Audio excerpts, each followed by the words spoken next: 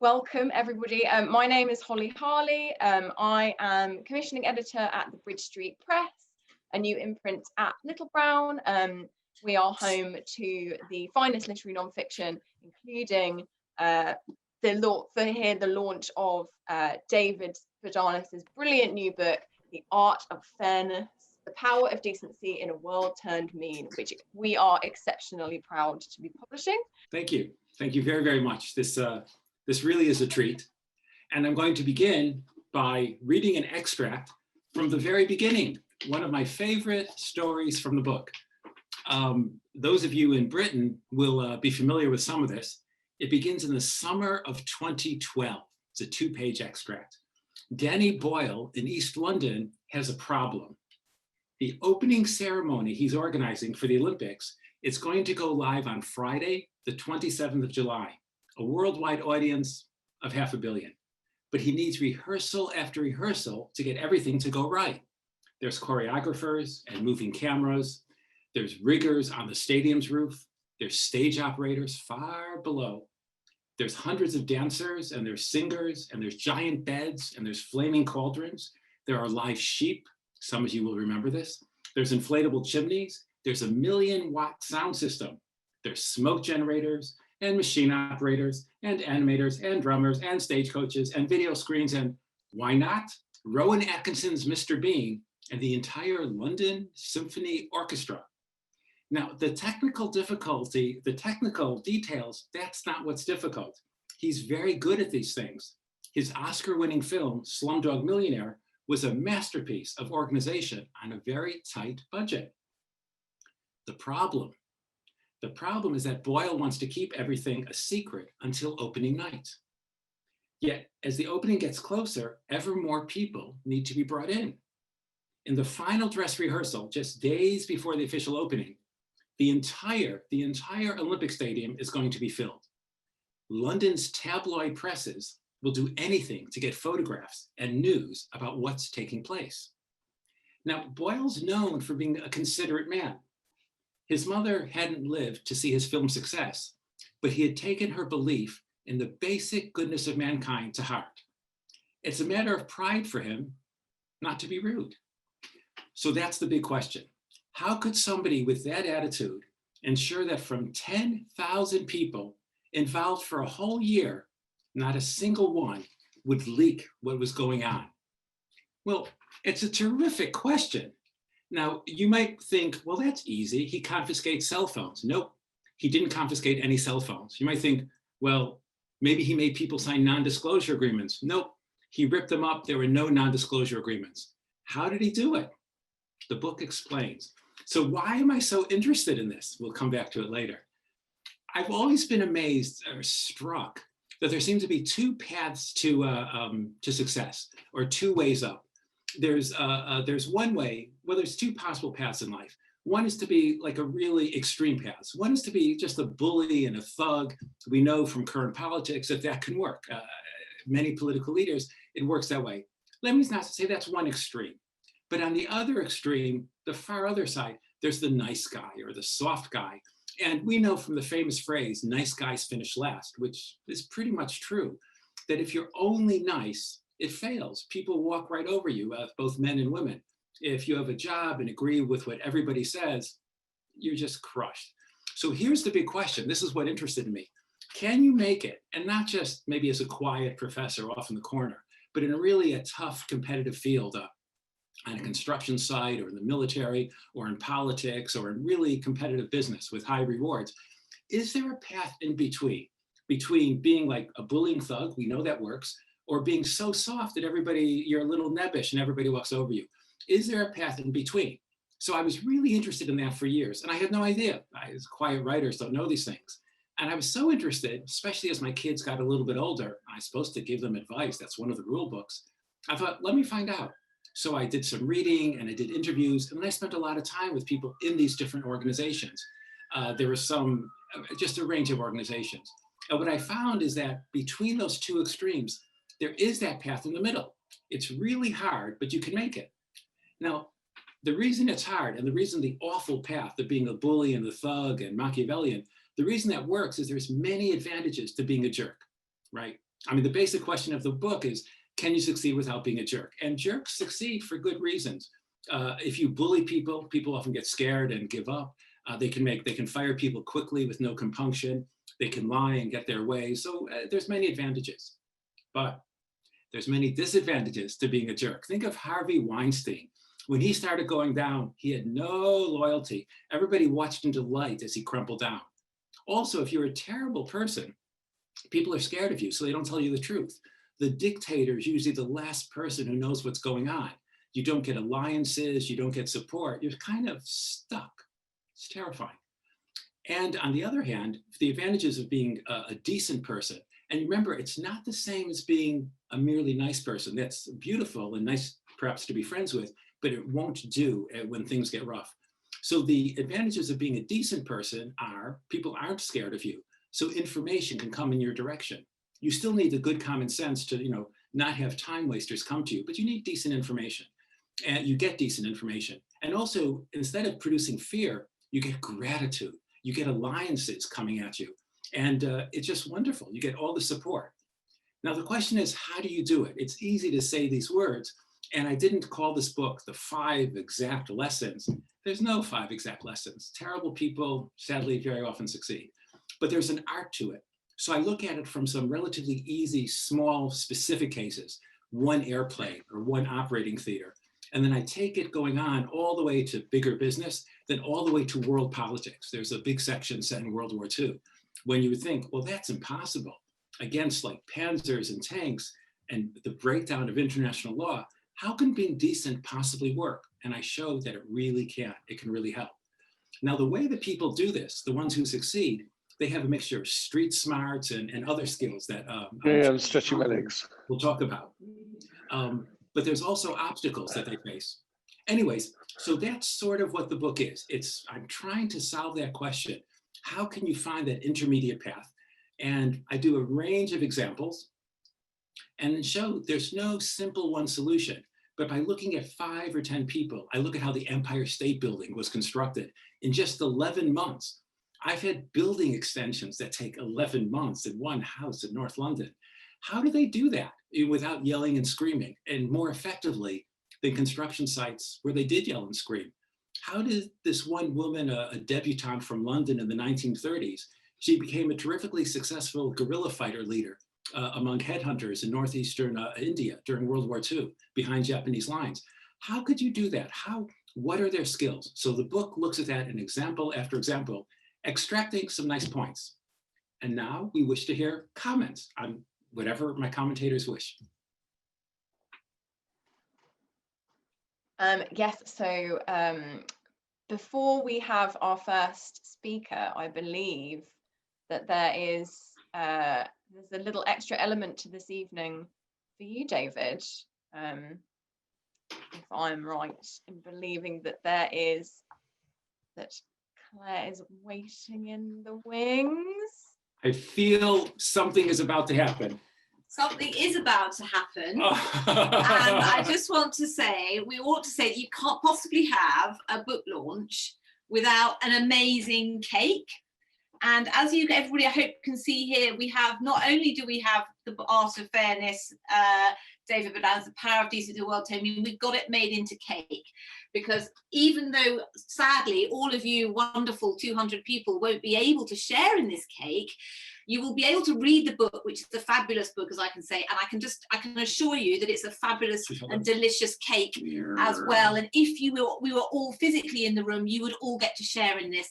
But I'm sure David and Julius and I will very much enjoy eating it on your behalf. So congratulations. A book as wonderful as this can't possibly be celebrated without cake or without other things, and we're extremely proud. Thank you. We look forward to hearing our speakers. This shows that virtue is its own reward. This also shows that people who live with writers wish to celebrate the end of the writing. Now, over to you, Holly.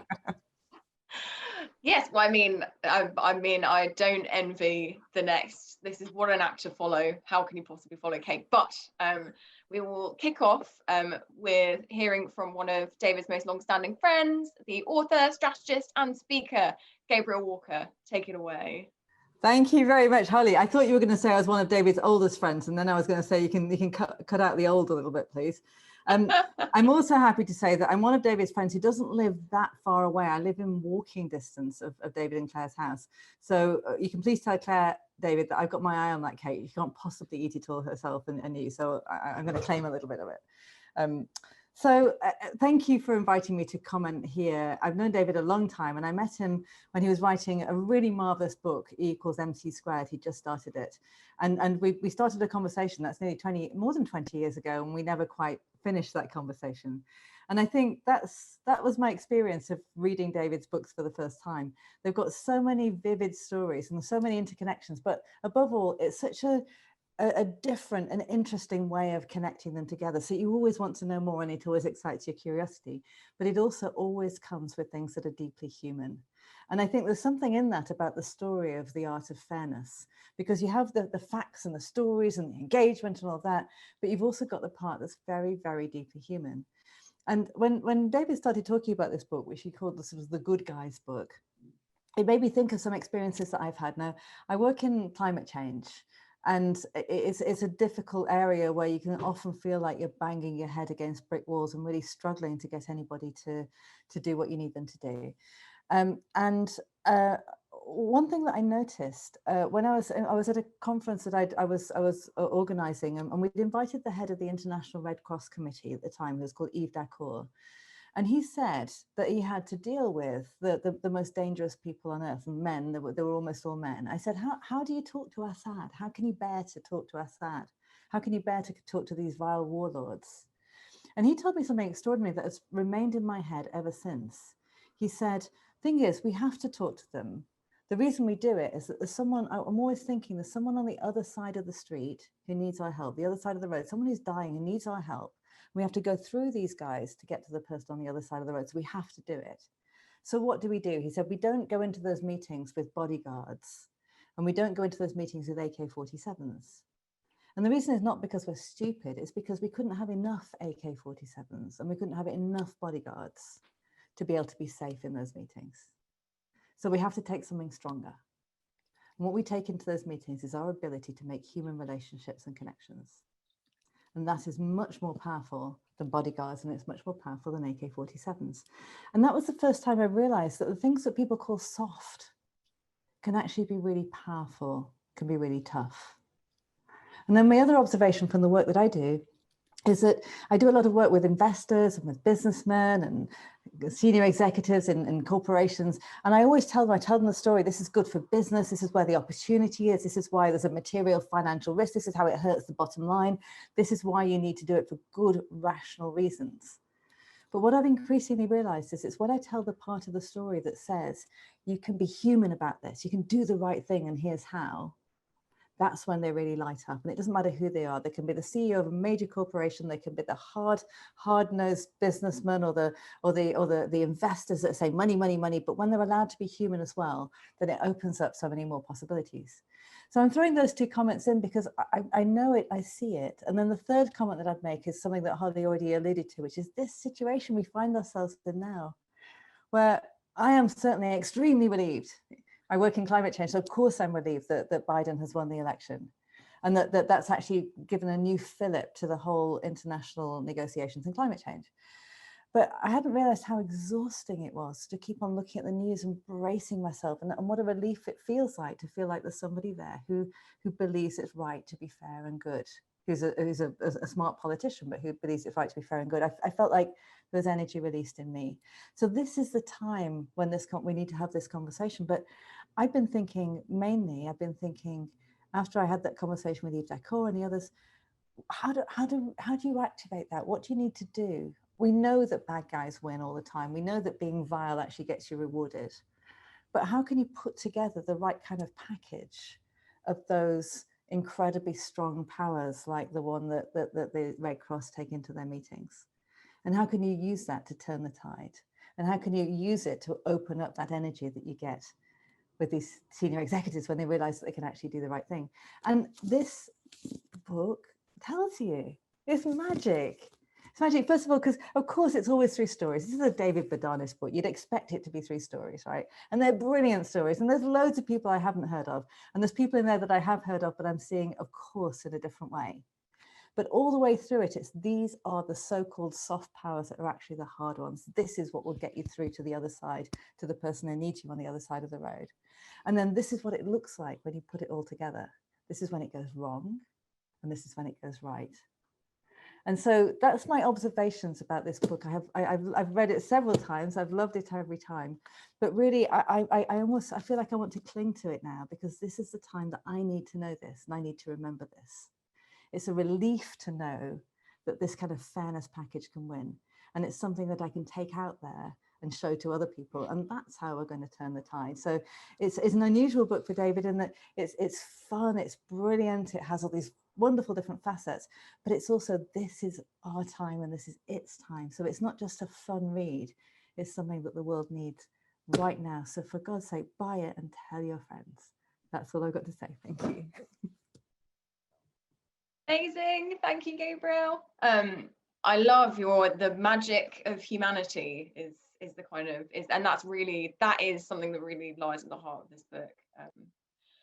Now, so for the second of our 3 speakers, before David responds, we have Elizabeth Oldfield, a newer friend and director of Theos, the Religion and Society think tank. Over to you, Elizabeth. Thank you so much, Holly. And I've realised tonight it makes complete sense to me, having discovered through being invited to be part of this, that 2 of David's oldest friends are also wildly successful non-fiction writers. And the reason is that I don't know about what your experience of writers is, and there may be lots of writers on this call, and I'm sure it's none of you, but my experience of writers is, you know, in order to do a good job, they have to have some level of ego, let's say. Ego is something that is bound up in the writing life. But one of David's really helpful little short sentences that summarizes some of the principles in the book is listen without ego. And if you look at the acknowledgements at the end, what's clear is David has been listening with, walking with, being in friendship with people from across the world, from across disciplines, and listening without ego in order to bring this book about. And I am so glad that he has, because I really do think it is a morally serious book for a morally serious moment. And there is a verse from the Hebrew Bible in Proverbs which says, how sweet is a word in season. And it feels like that, you know, the sweetness of a word in season. But I don't want to let me saying this is a morally serious book put you off reading it, because I don't know about you, but someone telling me that a book is a morally serious book isn't necessarily the thing that's going to make me run out and buy it, particularly this year. The level of overwhelm, the level of distraction, the level of exhaustion means actually what I want from a book is a flipping good story and some brilliant characters to take me out of myself for a little while. And so this is why I think what David has done is important and clever, because he has created a morally serious book in disguise. It is a stealth missile, because as well as being morally serious, it's also a collection of absolutely rip-roaring stories. There's a chapter about an aeroplane crash that I literally had to sit up straight in bed and read with my knuckles clenched because I was so tense. And then there's a line with a pilot walking through that aircraft and watching parents wrap pillows around babies and knowing how futile that is. And it made me cry. And I don't often cry at non-fiction books. And it's packed full of the most vivid characters. I want to be, when I grow up, Ursula Violet Graham Bauer, who was a debutante in London, did not fit in, found the whole thing very boring, was dismissed by her mother, went to the jungles of Burma, and through fairness and kindness and listening, lived alongside tribal people there, to the extent that when the Japanese invaded, she was able to lead a militia. They trusted her so much that they fought for the British in World War II. It's also just packed full of quotes that I have underlined in the hope that I'll remember them and bring them out later at dinner parties and sound clever, and just some brilliant factoids that make you go, wow, I did not know that.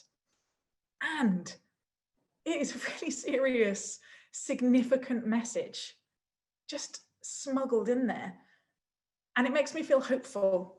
And I think it'll be widely and wildly read because of the ways that David's managed to use narrative and character and story and colour to drive it. And the fact that I think it will be really widely read makes me feel hopeful. And the book made me feel hopeful. And I believe strongly in the power of hope. My favourite Rowan Williams quote is that hope requires of us to expend a little effort to resist selfishness, cynicism, and despair. And there have been moments this year when I've given into that. And I think all of us feel like we need some hope to get through, to take that difficult path that Gabrielle's talked about so brilliantly. That cynicism, despair, and selfishness are not serving us at all well, but we need that energy of hope. It's a book about character and virtue, and about how to live a good life. How much we need people and leaders who have repeatedly made the difficult choices in order to do so. And character and virtue are, they can sound preachy, they can sound earnest, but this book really doesn't. It has an incredible light touch. Yes, there is lots of the Bible in there, which as the leader of a religion think tank, obviously wholeheartedly approve of. It draws deeply on the great moral traditions and the habits of community. And again returns to this idea that we have a choice, and those choices can be hard, but if we repeatedly make those choices, then we can lead in these ways, we can be effective through fairness. And so my question for David is, how much were you aware that you were creating a stealth missile? How much were you consciously doing that delicate dance of mainly letting the reader draw their own conclusions about what this might look like? And were you worried about sounding preachy or earnest or triggering our judgment alarms that go off quite quickly when people start talking about morality and ethics today? I'd love to hear your thoughts. David, I hope you were taking notes. Thank you so much, Elizabeth. That was awesome. I love the idea of the stealth morals and the hopefulness as well that you talk about. Just before we go on, did Gabriel have a specific question at the end? Then I can answer all three questions together at the very end. I suppose I'd say my question for you would be, when you're looking at all these different soft power techniques, you don't have a kind of, this is the top 5 way to act, but what have you taken away? What have you changed about what you do on the basis of what you learned? Now for the last of our 3 speakers, before returning to David in proper, again, one of David's oldest friends, presenter and author of many books, including very recently published How to Make the World Add Up. It's Tim Harford. Take it away, Tim. Thank you, David. Thank you, Gabriel. Thank you, Elizabeth. Thank you, Elizabeth, especially for suggesting that I'm a wildly successful non-fiction author. I really like that. I'm not sure that's entirely true, but what is true is that whatever kind of non-fiction author I am, I wouldn't be any kind of non-fiction author at all if it wasn't for David Bodanis. And I wasn't actually going to talk about this, but since it's come up, I see, I'm lucky enough to have had several really important mentors in my life who've taught me and encouraged me. Some of them are even on this call. They're in this book launch, which I think possibly tells you something about the way that wonderful people stick together. But David is the person who has to take sole credit for the fact that I am a writer, because I read his book E = MC squared, and we were doing a little bit of work together at the time, and I remember saying to him, I wish I could write a book about economics that was like E = MC squared. And David just sort of paused a moment and raised an eyebrow and, let me draw my own conclusions. Oh yeah, I guess I should just try to do that. I don't need permission from anybody. It was just the right kind of encouragement at the right sort of moment as I ground through the first draft. Thank you, David, for everything that you've done. And thank you for the book, the latest book, which is terrific. And I was wondering what to say, and I was thinking back to a time, it was about 11 years ago, when tape was released of Christian Bale, a very successful actor, dealing with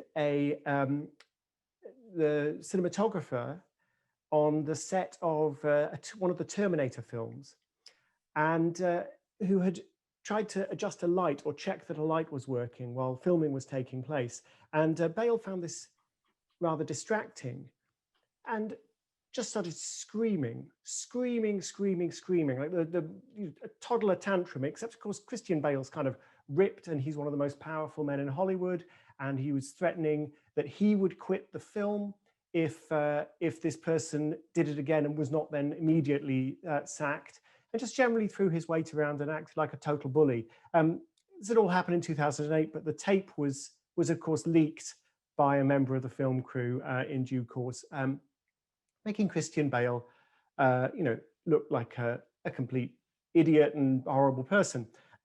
Christian Bale, of course, is still one of the most powerful people in Hollywood, is still one of the most successful actors on the planet. He's fine. And it's that sort of interaction that does make you think maybe nice guys always finish last. Maybe there is no room for decency. Maybe the bullies always win. I think David's book acknowledges that the bullies do sometimes win. It's not a sort of soppy, feel good, everyone should just be nice to everyone else. It's much more interesting and complex than that. But Elizabeth, you described there's a plane crash in the book. As an economist and a geek, I have to be strict about the numbers. I believe there are in fact 2 plane crashes in the first few pages. The moment we get past Mr. Bean at the Olympics, we're into the plane crashes. And one of the plane crashes is very simple. There's really nothing wrong with the plane, except one instrument is giving a misleading reading. And the plane crashes very shortly after takeoff and everybody dies. And the reason is because a man like Christian Bale is flying the plane. Nobody else dares say a word as he crashes it because they're so frightened of him. They can't tell him what they're seeing about the mistakes he's making. I think that's one of many different reasons why bullies don't always prosper. And David goes through all the different facets. There's no oversimplification in this book. But one of the reasons is very simple. It's feedback. You're making a mistake and nobody will tell you because they're scared of what you will do if they tell you. Working on my own book about statistics, I discovered that the chief statistician of the Soviet Union completed a census for Joseph Stalin, and there were several million people too few because of Joseph Stalin. And when this was reported to Joseph Stalin, he had the man shot. I'm pretty sure the next census told Stalin exactly what he wanted to hear. In other words, it was completely worthless. So feedback's very important. Feedback's a very important part of an organization. It's a very important part of any successful relationship. It's hardwired into the economy. A market economy is full of feedback mechanisms and feedback loops that can work well or can work badly. So that's something that really struck me about the book. But something else struck me on the subject of plane crashes. The same week that the Christian Bale tape was leaked, another piece of audio was made public. It was the in-flight cockpit recording of Chelsea Sullenberger and his crew trying to cope with the fact that above New York City, the engines in their plane had all simultaneously been knocked out by a flock of geese. And so they're flying above Manhattan with no power, not much altitude, trying to figure out if they can get to LaGuardia, trying to figure out if they can get to JFK or to the New Jersey airport, Newark Airport, and realizing they can't get to any of those places, and entering a controlled glided descent to land the plane without engines on the Hudson River. Everybody survived. Sullenberger was the last off the plane because he had to go backwards and forwards up the cabin just to check that no one had been left behind. And what's fascinating about those 2 recordings, Bale absolutely losing his mind. Sullenberger is so calm, doesn't shout at anybody. He's clear. He communicates, he tells people what they need to hear in a hurry. There's no sense of panic in that cockpit. And of course, if it had been Christian Bale flying the plane, or someone like Bale flying the plane, someone with that personality type, I'm not sure things would have gone so well. There is, as Elizabeth alludes to, another plane crash in the book, where something much worse than a flock of geese happens to a plane. It's far harder to fly, almost impossible, I'd say. And David describes what happens in the cockpit, and I think it's fascinating because it's not a story of bullies. It's also not a story of straightforward nice guys. The dynamics, the communication, the feedback, who gets cross with whom, when, and how they deal with that, all in an unbelievable hurry. It's fascinating, and it's just one fascinating facet of a superb book. Loads of social science, loads of geeky stuff, lots of wisdom, brilliant stories. And the Sunday Times produced a review of the book. They said it was brilliant, and they're absolutely right. They also said David is obviously one of the nice guys. I don't know how they know, but he is. So thank you, David. And tell us your thoughts. I've got no questions for you. You can answer Elizabeth and Gabriel's questions. I'm just grateful that you're still writing these wonderful books and that we get to enjoy them for basically less than the price of a posh cake. Can you believe it? The first comment is that I love my friends. And in answer to Gabriel's question, what have I changed?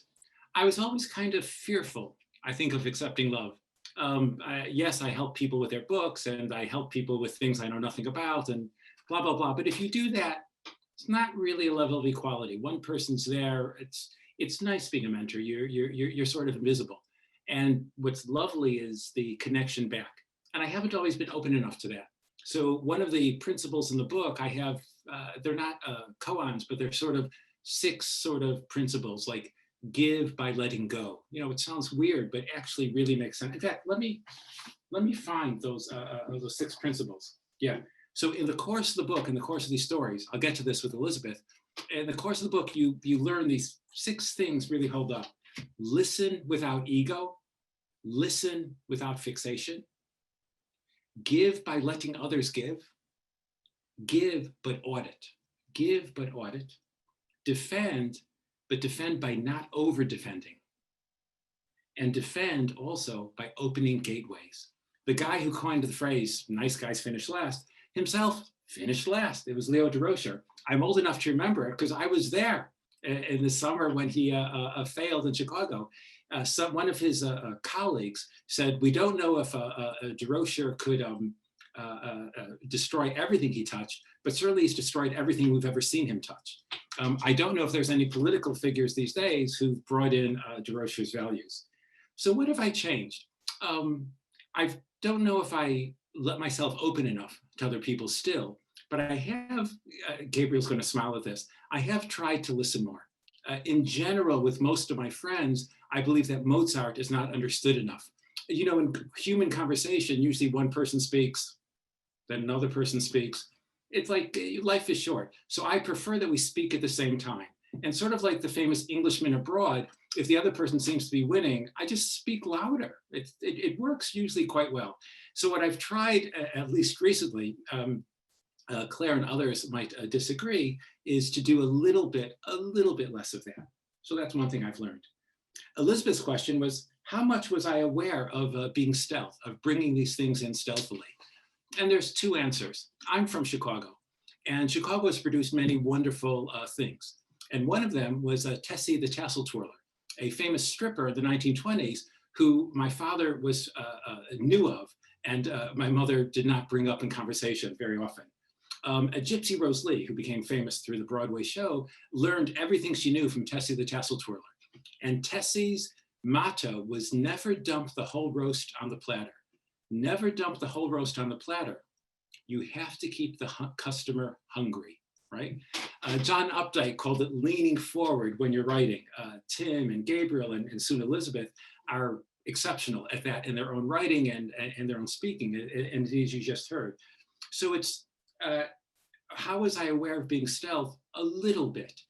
The other way, but there's a deeper way. So there's Christian parables, there's Jewish midrash, and this notion of telling something in an instantiated, in a physical form is a good way of remembering it, is a good way of making it come true. The Jewish festival, the Passover.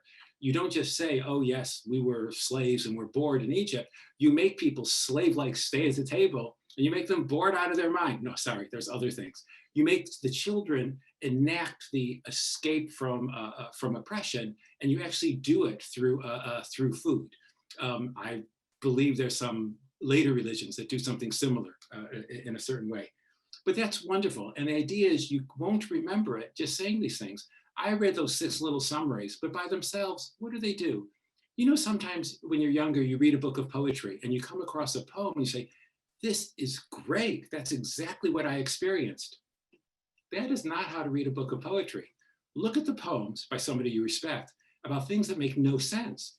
That's the huge boulder or rock looming around the corner that's going to land on you in just a moment.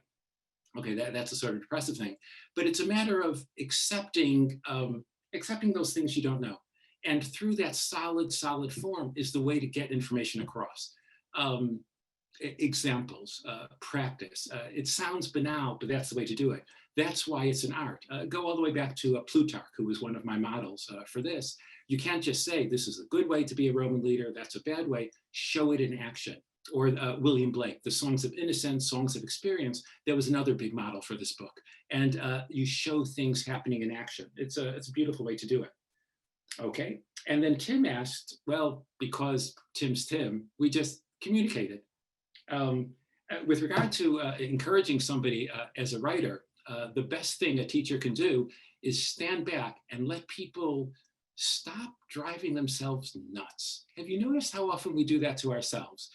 And we certainly see it in our friends as we gossip about them from behind. If you just stop doing that. So most of my writing life is spent walking around in my pajamas, holding a cup of tea, looking aimlessly out the window, that sort of thing. And when it works, when the writing works, I stop being self-conscious. You let what you really care about come out. So you have to do a lot of background reading or interviewing or visiting places and thinking. Thinking doesn't hurt. But then you have to let it, you have to be able to see it in 3 dimensions. I've only had that maybe for 5 or 6 times in my entire life, and I've been doing this for a long time. But those are precious, beautiful times. You know, on a first date, you tell your cute stories, they tell their cute stories, and you're kind of waiting to tell your cute stories. But when it works, all that disappears. Time and space disappears. You're just connected. It's the most beautiful, beautiful thing. And when writing works, you're in direct contact with the truth. You're simply describing as quick as you can type, and I type fast, those things. So I type fast, but it's only a small amount of time. Sort of like certain investing in the market. There's only a few days when everything happens, but you have to get yourself ready for those days.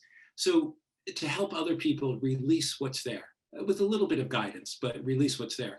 One chapter that didn't fit in this book was about the greatest violin teacher of modern times, a woman who was a really shy Midwesterner who entered the Juilliard School in New York in 1937, and she left in 2002.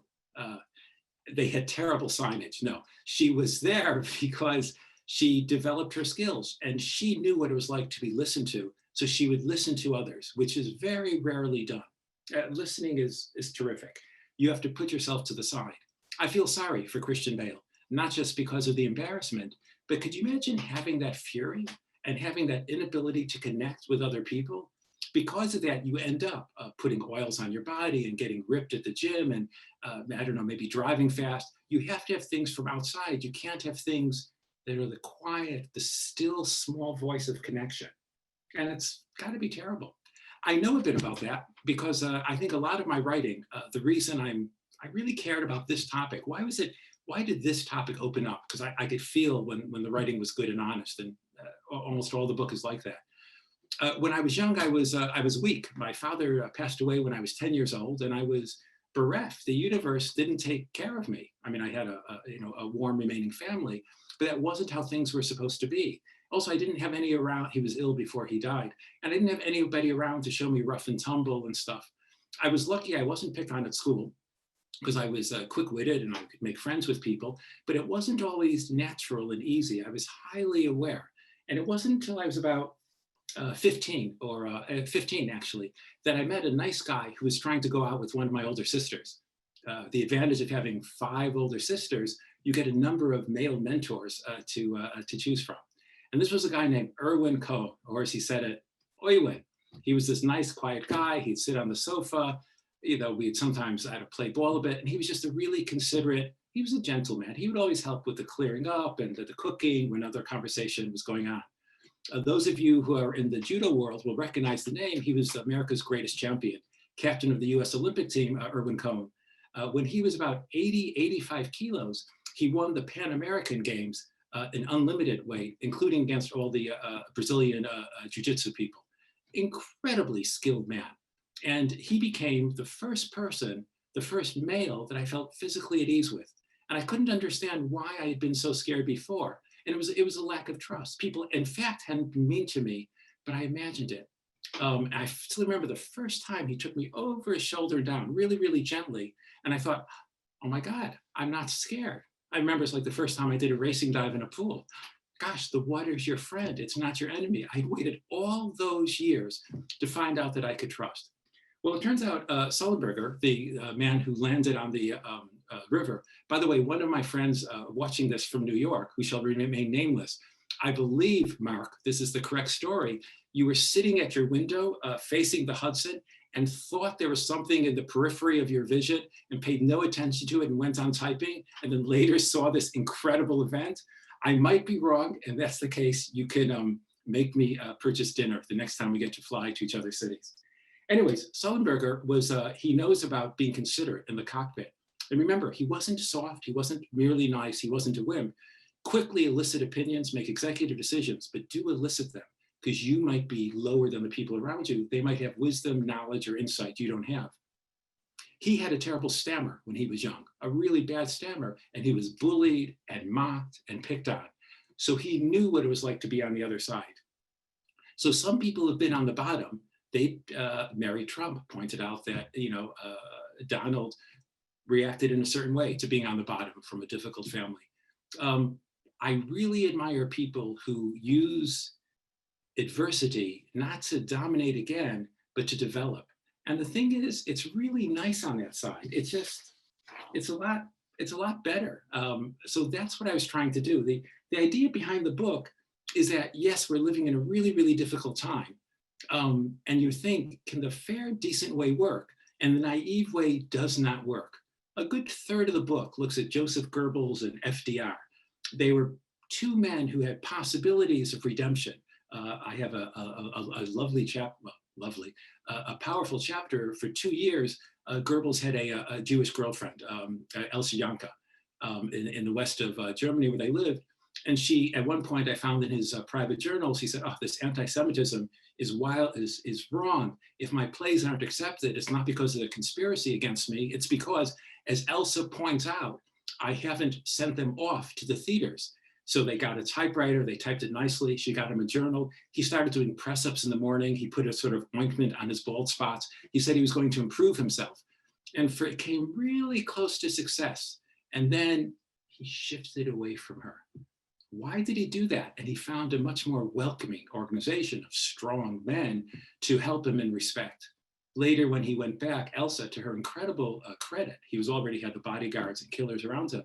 She snubbed him on the street. He gave a look, but he let her go. We don't know what happened to her. She vanishes from the history books after that. Franklin Roosevelt famously also hit rock bottom, and a lovely woman, Marguerite LaHand, who later became sort of chief of staff in the White House, reminded him that there but for the grace of God, you're finally like other people. And instead of freaking from that, he decided to go up again. Another friend who's watching this, several friends who are watching this have been in organizations where they can get unpleasant things done, but they choose not to. And I love the fact those who have the power to do the wrong thing and don't, even if it's to their advantage, I really admire that. And I think what I want to show in the book is you can be admirable and you can succeed. And there we are. Holly, over to you.